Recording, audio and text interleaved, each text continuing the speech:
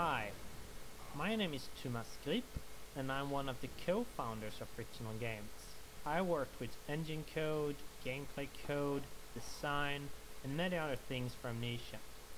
In my commentaries I will mainly focus on the design behind the different parts of the game. I hope you'll enjoy them. The name of this level is Rainy Hall and it's supposed to be a combination of atmosphere setter and tutorial for the player. We wanted the player to start the game in a slow way so they could settle in and get used to how the game works. Amnesia is not a game with constant action happening all the time, and we wanted to have a constrained map where the player gets used to this. The only thing you need to do is to follow the track and get to the end of the level. Also, following tracks is something that becomes very useful in later levels, so we try to teach players this from the start. This is one of the first levels that we created for the game, and it was initially part of the archives level, which we will reach in a bit.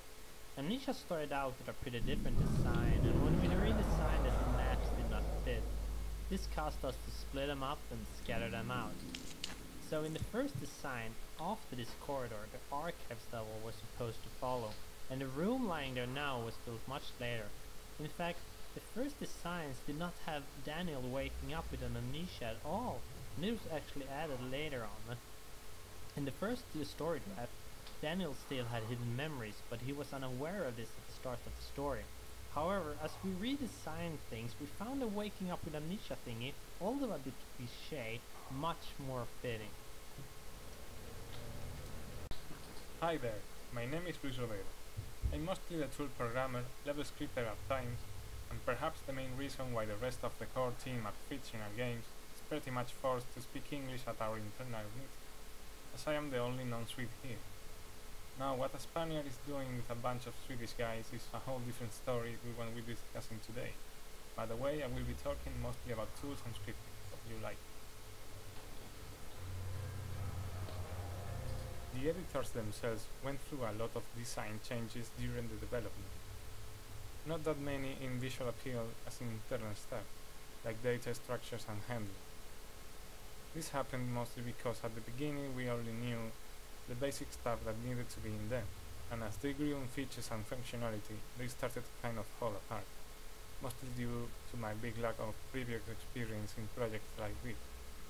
Right now, aloud, what the hell still sounds in my head when I look at some parts of the code, but I am still proud of them.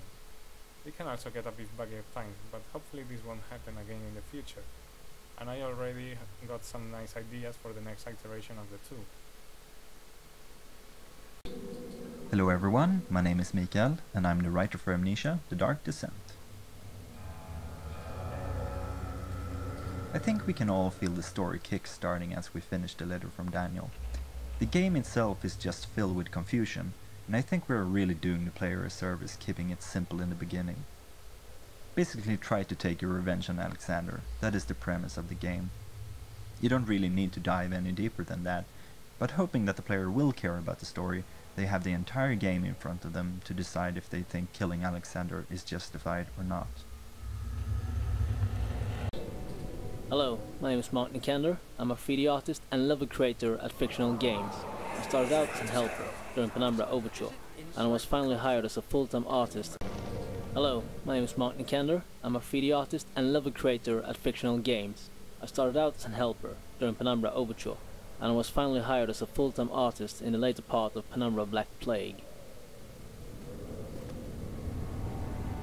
The entrance hall was first shown in our first gameplay trailer, and while the layout hasn't changed much, the details certainly have.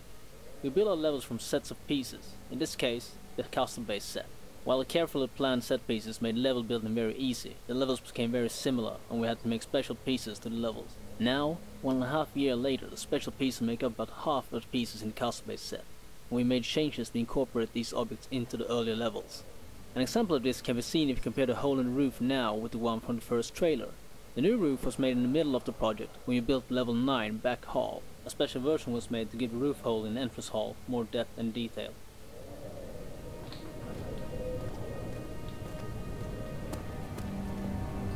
Scattered throughout the game, you can see some signs written in Latin.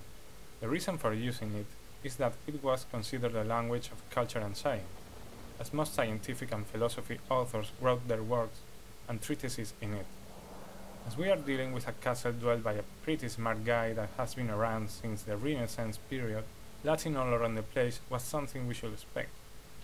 Being the only guy in the team that had a direct contact with Latin, in high school to be more precise, well, it was kind of logical that any translation to be done would have my name on it.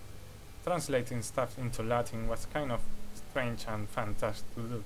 At first I had a classic Latin dictionary, so if I had to translate any modern term, I would have to track its etymology down to the Latin equivalent, or look for a synonym or similar expression that had a direct translation. Then I had the luck to come across some dictionary for modern stuff online that addressed most of this stuff for a huge lot of terms, so it couldn't have come in a better time.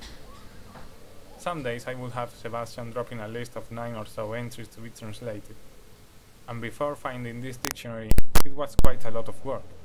On a side note, we even had a choose your Latin poll on a couple entries, just to pick the one that sounded better for everyone.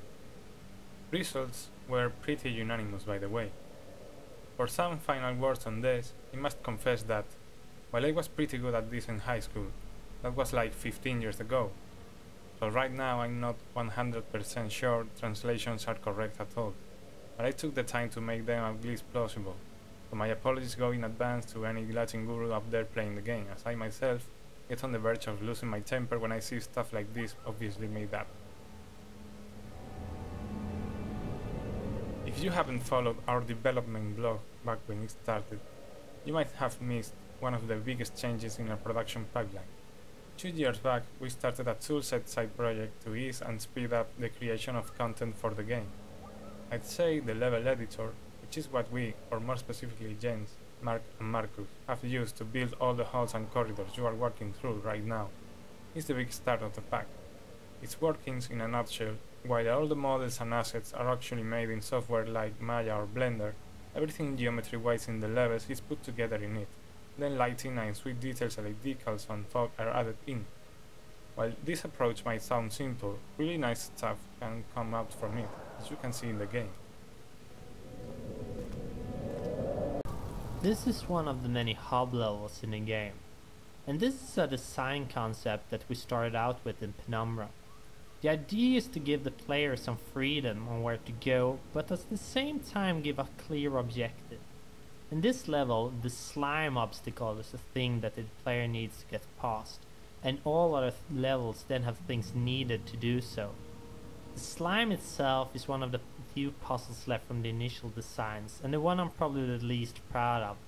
Now that slime appears all around, it feels a bit forced that you need to have a potion on the slime.